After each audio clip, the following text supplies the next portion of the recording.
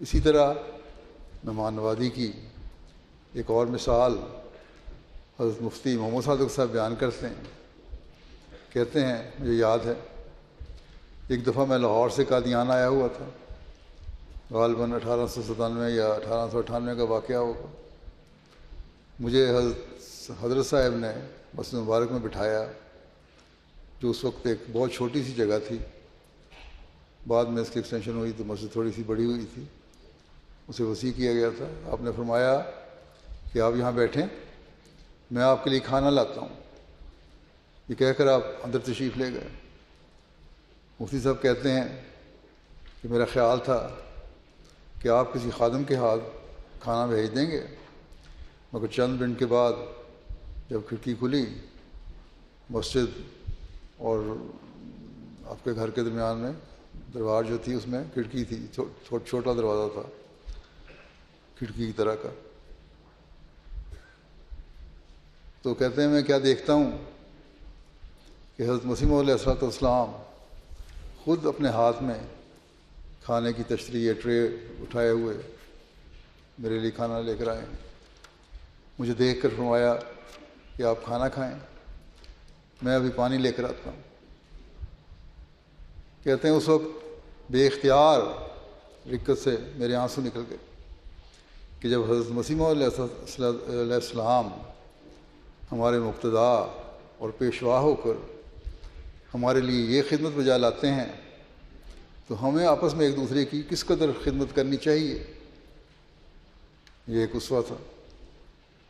اور حضرت مسیح موعود علیہ السلام کی سیرت میں ہمیں مہمان نوازی کے ایسے بہت سارے واقعات ملتے ہیں.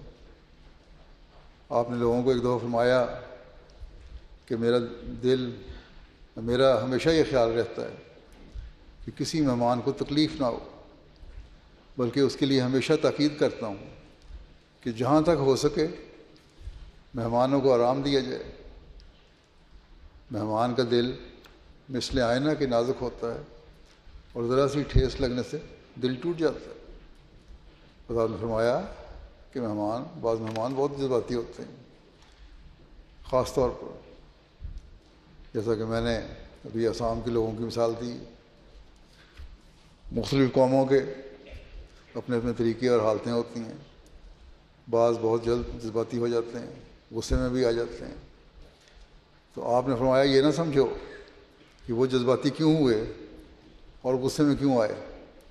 مہمان کا دل تو شیشے کی طرح ہے، ایک آئینے کی طرح ہے، ٹوٹ جاتا ہے. اس لیے اس سے پہلے کہ اسے ٹھیس پہنچے اور وہ ٹوٹے تم اس کی حفاظت کا سامان کرو. بس یہ ہے وہ اسوہ اور نصیحت جو حضرت مسیح موعود علیہ السلام نے اپنے آقا و مطاع کی پیروی میں مہمانوں کی مہمان نوازی کے لیے ہمیں فرمائی. ایک واقعہ بیان ہوتا ہے کہ ایک دفعہ بہت سارے مہمان آئے ہوئے تھے. آپ نے لنگر خانے کے انچارج میاں نجم الدین سے فرمایا دیکھو بہت سے مہمان آئے ہوئے ہیں، ان میں سے بعض کو تم شناخت کرتے ہو اور بعض کو نہیں، بعضوں کو جانتے ہو بعضوں کو نہیں. اس لیے مناسب یہ ہے کہ سب کو واجب الاکرام جان کر ان کی تواضع کرو.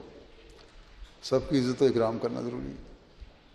یہ نہیں دیکھنا کہ کوئی غریب ہے یا امیر ہے، کوئی امریکہ سے آیا ہوا ہے یا کوئی پاکستان سے آیا ہے، کوئی افریقہ سے آیا ہے یا کسی اور ملک سے یا یہیں کا رہنے والا ہے. آج کل یہ خیال رکھنا چاہیے سب مہمان ہیں.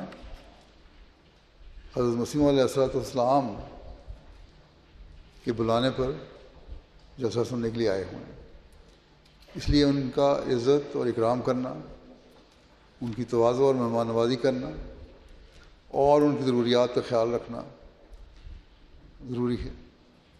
دیکھیں آپ نے کس طرح مہمانوں کی خدمت کی نصیحت فرمائی.